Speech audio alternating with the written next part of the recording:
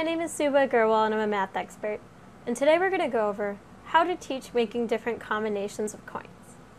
So the first step in that is making sure that you know what the coins actually mean.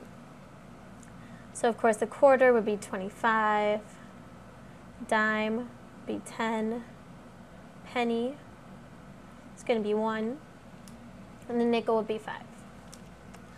So once I know what they mean, to teach different combinations, a fun thing to do would be to try and make a quarter out of the smaller values, and make a dime out of pennies and nickels, or make a nickel out of the pennies.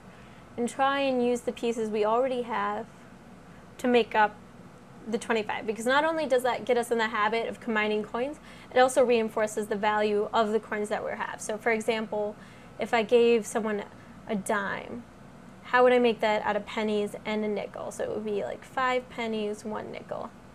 And they could do that with physical coins themselves. And then to reinforce this, especially with kids, you want to keep it interesting and engaging. So a fun way to do that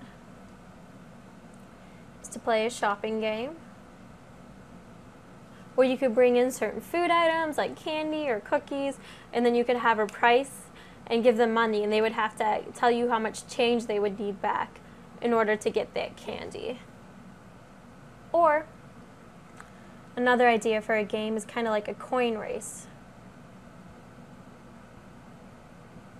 where you have big cutouts of the coins and you give them a value, like $1.25. And you have 2 kids in the classroom, and they have to use these cutouts to try and make $1.25.